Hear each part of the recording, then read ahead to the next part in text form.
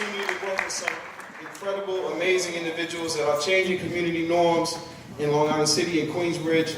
And also I'm a part of the crisis management system of New York, which is changing New York City as we know it. Let's make some noise for the crisis management system, ladies and gentlemen.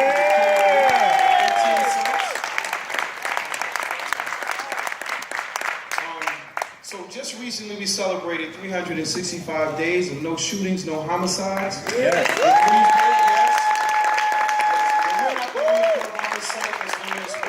So I want to acknowledge my brothers and sisters and comrades in the struggle from throughout the city. I see Life Camp, I see Bevo, I see Staten Island represented, I see DOH represented, I see all my comrades and colleagues from around the city here today.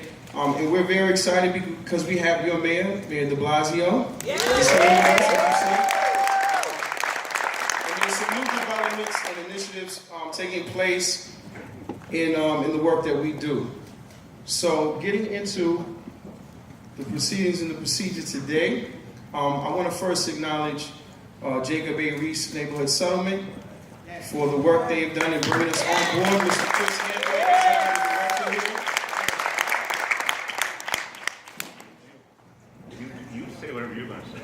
Okay, all right.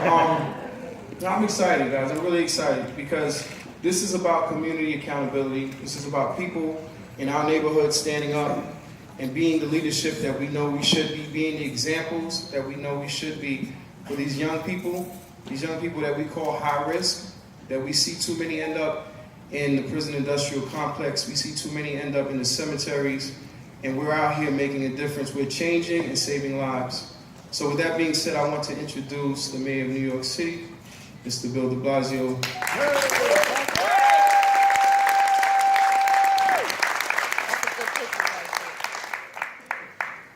Kay Bain has an audacious vision of what we can do here together.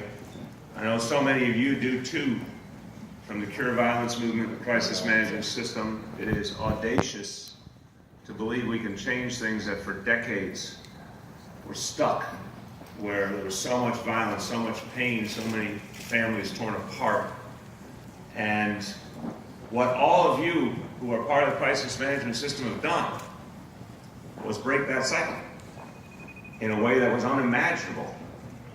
And I want to say to Kay Bain that you have shown such authentic leadership and made such a difference with all of your colleagues. Let's give this man a good round of applause. Yeah! Yeah! You know, one of the things Kay Bain said was about the reality of the prison system. If we're going to fight the scourge of mass incarceration, this is one of the ways to do it at the front line. The best way to reduce our prison population is to stop violence and stop crime from happening in the first place. That's the most essential thing we can do. And that has many elements, let's be clear. That is about improving our schools, that's about improving affordable housing, that's about providing mental health services to our young people and our families, and all of those are things we are trying to do more and more in this city. But another very elemental part of reducing mass incarceration is stopping crime before it ever happens. That's right. Now that is what so much of our neighborhood policing vision is all about, building a bond and communication between police and community in general. But the crisis management system and the Cure Violence movement are doing is the most foundational, if you think about this. It's about communicating with people before the point of conflict or even at the point of conflict and resolving that conflict before it gets out of hand. And I have been a believer in this approach. But the more I'm seeing of it, the more I experience it, the more of a believer I become. Because it is the people addressing the problems of the neighborhood directly. We in government have a lot we need to do to support the good people of this city. But the good people of this city are also stepping up to solve the problems at the point of contact. This is very brave work. I want to say it to you, I want to say to all of your colleagues from all the different organizations, it takes bravery to step into a situation of conflict and diffuse it. It takes a tremendous amount of focus and a tremendous amount of patience. But that's what people are doing all over the city all the time. They are choosing to do this work. You weren't drafted into it. No one over there was drafted into it. It is a choice, and it is a noble choice. So we wanted to gather today because what's happened here in Queensbridge houses, you cannot deny. Right? This is the largest public housing development in North America. That is a fact.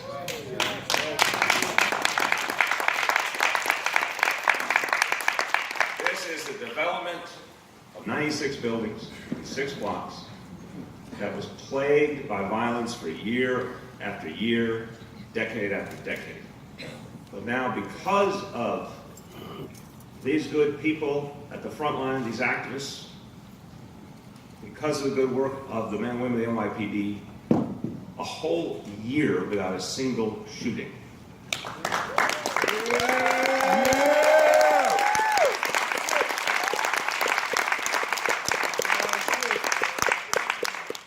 And I want that to be the shape of things to come. That's right. No one's saying we're going to reach nirvana. But there's more we can do.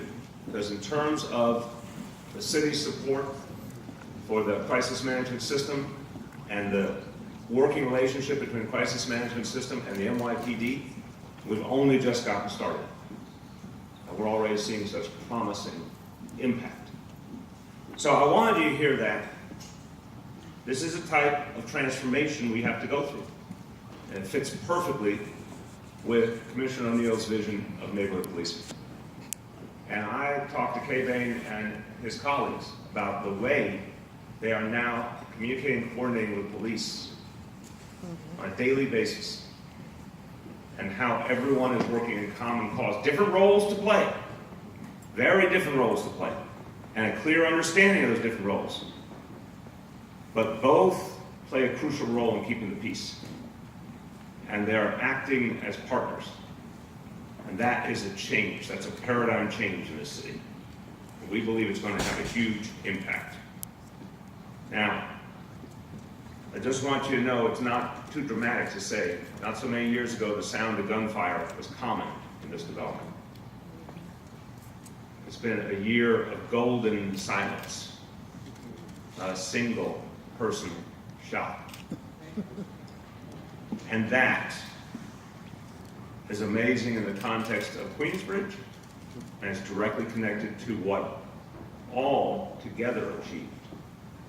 And again, tremendous appreciation to the men and women of the NYPD, because in the year 2016, for the first time in our recorded history, we had fewer than 1,000 shootings in this city as a whole. 365 days, fewer than 1,000 shootings.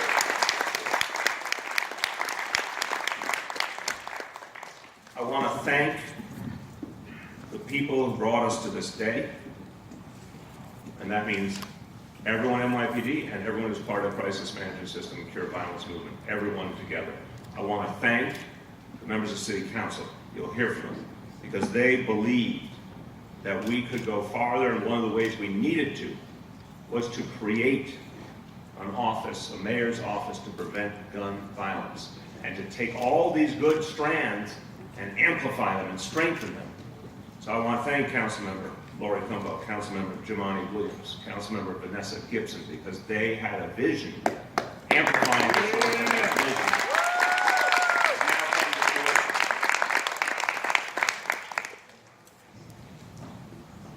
We also have to thank the community leaders, because so many people have for years stood up for Queensbridge houses through thick and thin.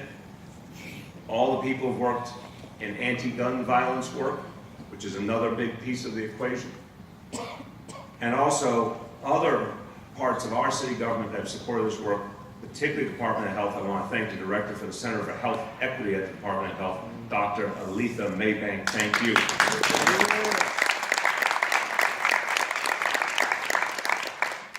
So So this is that moment where we go farther. We have neighborhood policing. We have a police force that has been retrained and will continue to be retrained to work more deeply with community. We have a crisis management system and cure violence movement that is growing in strength and reach and now getting the support it needs from the city government. Yes. The pieces are coming together. We need to keep going farther. We announced this week, definitively, that by the end of 2019, every patrol officer in New York City will be wearing a body cam.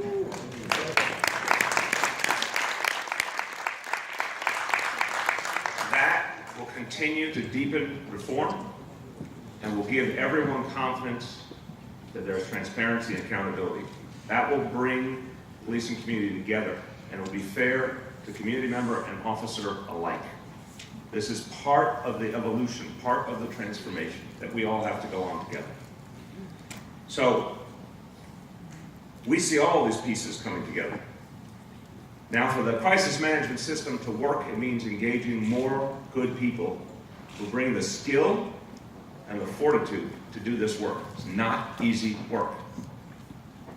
Try stepping in the middle of a conflict where you are unarmed and the people in the conflict are armed. That's not fun and easy. That takes guts. That takes a belief, a faith that you really are so devoted to being a peacemaker, you will take that risk. And I say, God bless anyone who will take that risk to keep the peace.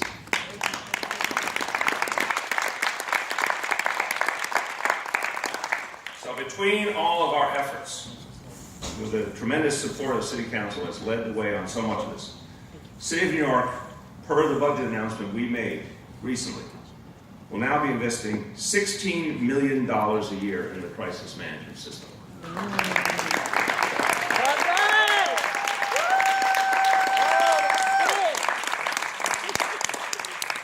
Facts are clear. The crisis management system, the cure violence movement, has been working in 17 precincts in recent years.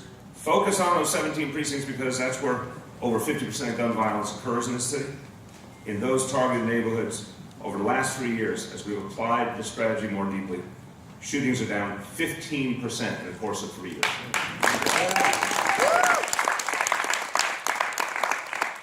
Now we're going to have the Office to Prevent Gun Violence that's going to deepen these efforts, deepen the connection to the community, PD, strengthen these organizations. You're going to hear from Eric Cumberbatch in a moment. I want to thank him. I have to tell you, I've gotten to know Eric. I've seen what he has helped to build. I've seen the way he has the trust and respect of people in the government and in the community simultaneously. And Eric is going to be the new director of this office, and he's going to do a hell of a job. Thank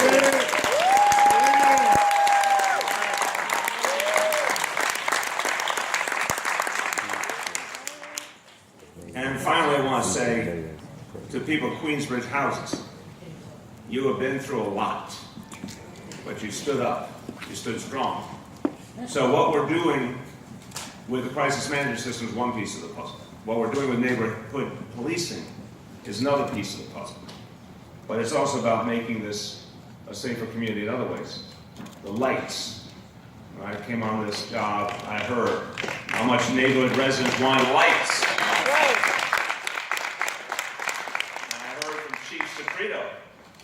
How different it would be for our police to be able to protect people and to be safe themselves if there were lights. So we have added lights and other security upgrades to keep everyone safe. And you know what? To keep people safe, it also means dealing with the health challenges. So we have repaired the roofs that used to cause the leaks, that cause the mold, that cause the asthma and the other respiratory problems.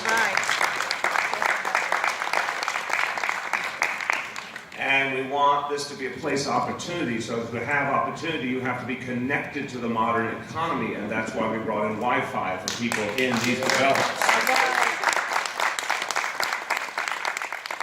It's a part of change that really can be felt down to the grassroots and make a change in people's lives they can touch and they can feel. So thank you to all who are here today, because this is something to be proud of. Now I want us to keep deepening this success. This is, I've said this recently about some of the larger situations in our country. This is not an end. We're not celebrating a year of success and saying that's an end. This is a beginning of more success. It's the beginning. I want to say a few words in Spanish. Me complace anunciar hoy la nueva oficina para la prevención de la violencia armada.